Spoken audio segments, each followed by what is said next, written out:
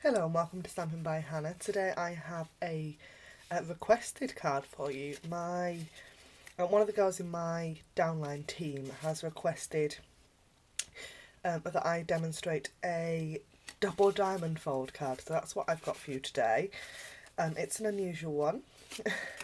And I actually, when I had a look over through YouTube, I couldn't find a tutorial on this. So I thought I'd give it a go. Pinterest to the rescue. So for this card, I'm going to use the I Like You Hostess set. And I love this to use with my blendabilities, which I'm also going to use today. So, first of all, we need out our Simply Scored. And this is a piece of Pool Party cardstock. I'm going to make the exact same card again as this one here. So this piece of cardstock, oh there it is, I've lost my ball tool. This piece of cardstock is cut to 10 inches by 4 inches. I'm sorry I haven't got the metric measurements to hand, but I will have them on the blog, which is, if you go to the down bar below, they'll all be linked down there. So, with the 10-inch side at the top of your score board, if you score at 2 inches and 8 inches, and I just want you to make little notch marks at 6 and at 4, turn your cardstock around and make notches again and at 4 and at 6. Can you see that there? I've just that little nicks in the card, just so that you can, you'll see why we need those in a little bit. We're going to turn it round and insert it sort of portrait way, so with the 4-inch side at the top, and score it at 2 inches.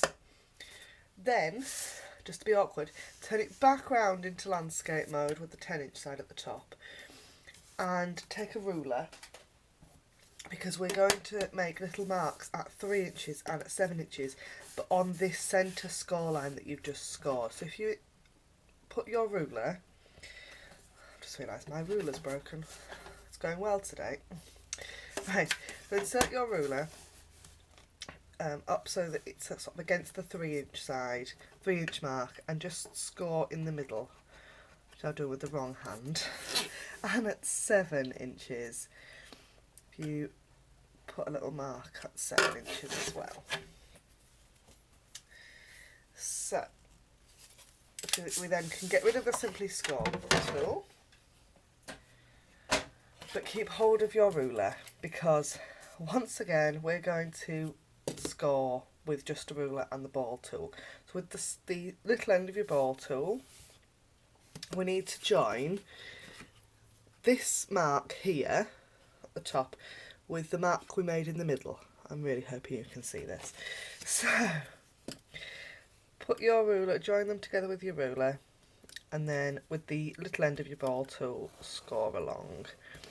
I'm just doing this on my grid paper. You could use the Stampin' PS mat for this, it also works. And we're going to do that and connect up on both sides. So on this side we've got the mark that was at 6 inches, and we're going to connect this one that we marked at 7.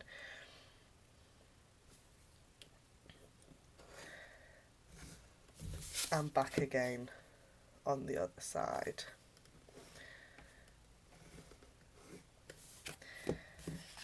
So we've now got a score across the middle and a score down this side here, which has made 2 squares. We've then got our sort of funny diamond shape in the middle. Can you see that? And just 2 more squares at the other end. So what we're going to do is we're going to fold on the... I'm all organised today, except that I've not got any of my tools out, which is really clever. Score and burnish on the straight score lines. And then what we're going to do is we're going to fold it in half long ways, and on these diagonal scores you're going to fold it one way and then fold it the other and burnish. I'll demonstrate that again on the other side. Fold it in half long ways and fold on the diagonal score line backwards and burnish, and then forwards and burnish, and then straighten out your card again so it lays flat on the desk. Then we need to form this kind of arrangement. This bit's quite magical, so we're going to fold this one into a mountain fold. So a mountain fold is that way, sort of upwards, and a valley fold is downwards. Mountains and valleys, simple. So first score line, working from the left, first score line is a mountain. Those two diagonals are going to form a valley. The next two diagonals are also going to form a valley, and then that straight score line is a mountain. So you've got a sort of W shape. Then, this is magic, this bit, you just need to push them together and fold like that. So I'll show you that again because it's a little bit complicated. So, we've got a mountain and a valley and a mountain. And if you take these two pieces here and sort of push them together, you end up with that arrangement. Your squares will overlap each other. Can you see that? So they overlap those, which is absolutely fine. I was going to burnish these just a little bit, and this very centre I'm going to burnish as well, just so that it holds its shape better. So that is the basic card made. We just now need the extra pieces. So I've got 3 pieces of Whisper White cardstock here. One that is 2.5 by 2.5 inches, and 2 that are 1.5 inches by 1.5 inches. And I've got 3 of the stamps from that I Like You stamp set, all on my block ready to go. Because I'm going to use some blendabilities, I've got my Memento. Sorry, I've got a light. It's just here, and the bulb's quite bright. I might have to move it actually. So I've got my Memento ink pad, because I'm going to use blendabilities. I'm going to do this large one first. So just ink it up.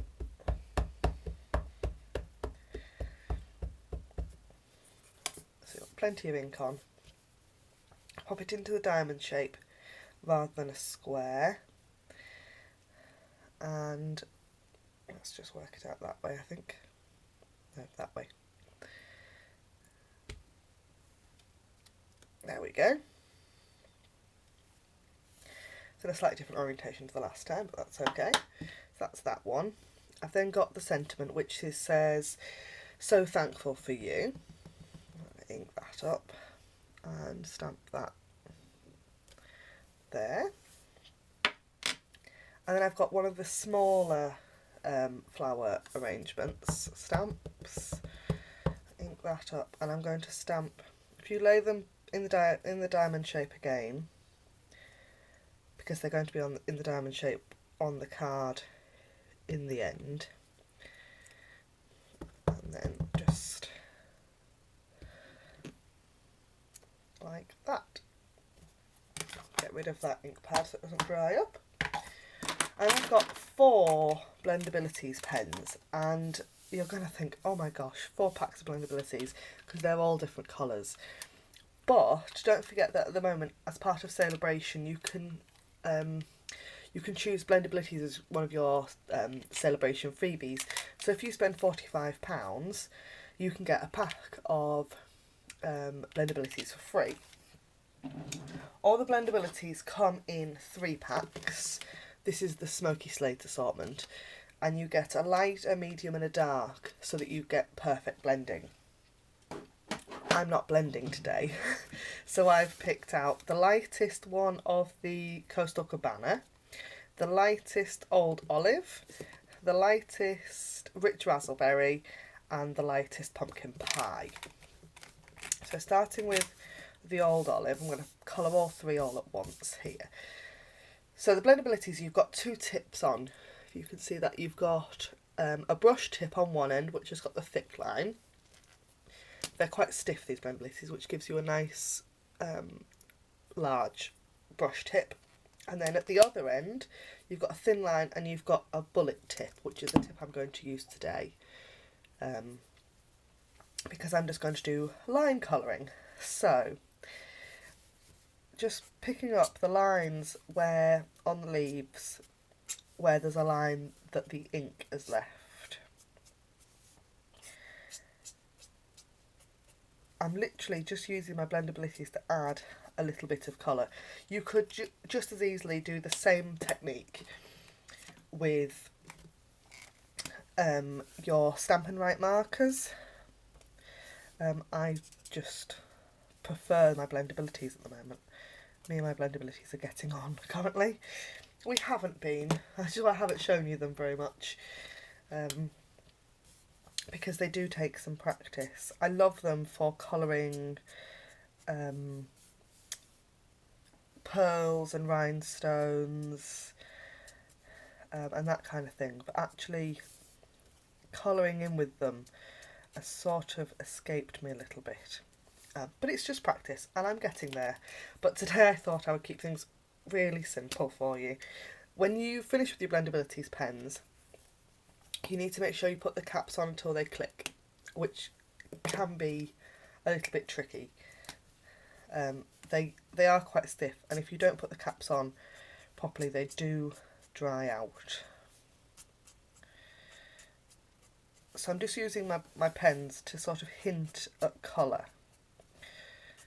I have previously coloured in the I Like You stamp set with shaded blended colour, and it looks beautiful, but for video purposes it took a little bit long, so we're going for hints of colour today. I quite like that effect. I think that looks lovely. So I've also got 3 pieces of basic grey cardstock, one in 2 3/4 inch square, and 2 pieces that are 1 3/4 inches square. So we're just going to use some snail adhesive to stick this together, and just straight into the middle. There's a 1/4 inch difference between each piece, so you do have a fair border, and the same for this one. Just like that. And then if we bring our card blank back in, these 2 little pieces, which I'm just going to there we go on these 2 pieces here. So one there, stick my thing for my snail, one there, slightly wonky as usual, and then this piece sits in the middle, and to get it on, if you flatten the card back out again, and it sits in between there, so you need to line up, because you've got this that's a diamond shape. If you line up this corner with that centre score line, can you see that? With that centre score line, with that piece there, and on the other side as well, so it sits in the middle. And then we're just going to put adhesive, I'm actually going to put it that way around, I think. Yes, that way around. So I'm just going to put adhesive on this piece here, like that. Line up the 2 corners with the 2 corners of that score line. There. I'm way at the top of the screen there, aren't I? There we go. And then it will fold back together again and sit there beautifully. So that is your Fancy Fold Friday for this week, and thanks to Catherine, that is the double diamond fold. Thanks for watching, and I'll see you again on Sunday. Thanks for watching. Bye for now.